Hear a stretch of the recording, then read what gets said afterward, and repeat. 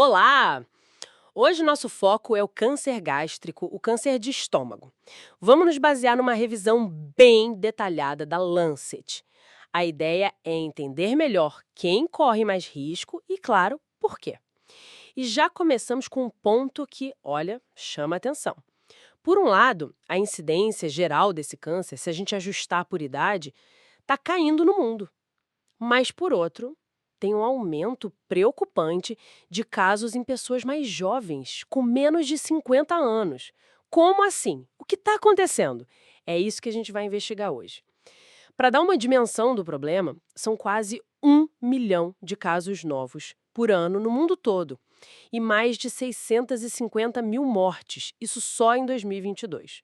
É o quinto tipo de câncer mais comum e o quarto que mais mata globalmente. É muita coisa. É, exatamente. E essa distribuição não é igual em todo lugar, né? A gente vê taxas bem mais altas no leste asiático, na América do Sul, leste europeu, e embora a taxa geral ajustada por idade tenha sim diminuído no último século, que é uma boa notícia, claro, o número absoluto de casos aumentou. Ah, então tem mais gente tendo câncer no total, mesmo que a proporção por idade tenha caído um pouco. Isso, e uma parte disso pode ser pelo envelhecimento da população, né? Especialmente na Ásia, onde o risco historicamente já é mais alto e a população envelheceu bastante. Entendi. E voltando à questão dos mais jovens, abaixo dos 50, os dados que você viu mostram o quê? Que as taxas quase dobraram para quem nasceu ali entre 1980 e 1994, se comparar com quem nasceu nos anos 50? Exatamente. E aí que a coisa fica, bom, bem interessante e preocupante. A grande maioria desses casos em jovens não vem de síndromes genéticas hereditárias que a gente já conhece. Aquelas que são passadas na família. Isso. Essas nos explicam só uns 3% mais ou menos dos casos em jovens. As pistas hoje apontam mais para uma combinação de fatores, tipo, do nosso tempo mesmo. Estilo de vida, dieta desde cedo, talvez mudanças na nossa microbiota intestinal, exposições ambientais. E não é só a idade que mudou. Parece que o tipo de câncer também é diferente nesses jovens. Muitas vezes é mais agressivo, sabe? Do tipo histológico difuso ou com aquelas células em anel de Cinete. Que são marcadores de um tumor mais difícil de tratar? Exato, mais agressivo. E outra coisa curiosa, nessa faixa etária mais jovem, ele tem afetado um pouco mais mulheres do que homens, o que é o inverso do padrão geral em idades mais avançadas. Nossa, então é um cenário complexo. Não é só mais gente jovem, é um câncer com características próprias. Ok, vamos então olhar os fatores de risco gerais. O principal vilão costuma ser a bactéria Helicobacter pylori, né? A OMS até classifica como cancerígena. Sim, o H. pylori é sem dúvida uma peça-chave. A estimativa é que ele esteja ligado a uns 75% do risco atribuível ao câncer gástrico. A infecção crônica por ele pode disparar o que a gente chama de cascata de Correia. Cascata de Correia. Como funciona isso? Pensa numa sequência de danos no estômago. Começa com a inflamação crônica causada pela bactéria, que leva à gastrite crônica.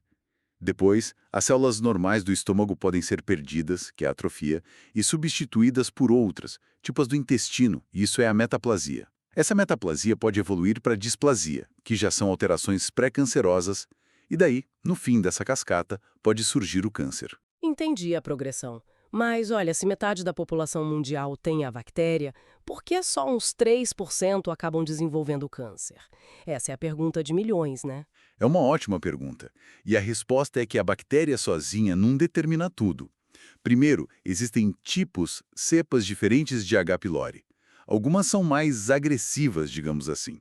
Elas produzem umas toxinas, como a AKH e a AVK, que causam mais dano direto ao DNA das células do estômago. Ah, então não é toda a H. pylori que é igual. Não mesmo.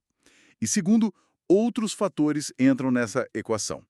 Por isso que em locais de altíssimo risco já se discute fazer programas de buscar, testar e tratar a bactéria na população. E para quem já teve câncer gástrico ou tem um histórico familiar forte, a recomendação é clara: tem que erradicar a bactéria. Faz todo sentido. E além do H. pylori, que outros jogadores estão nesse campo? Você mencionou estilo de vida, dieta. Exatamente. A dieta tem um peso considerável. Consumo muito alto de sal, por exemplo, como em peixes salgados, que são tradicionais em algumas culturas, aumenta o risco. assim como uma dieta pobre em frutas e vegetais frescos. E o cigarro? O tabagismo é outro fator importante.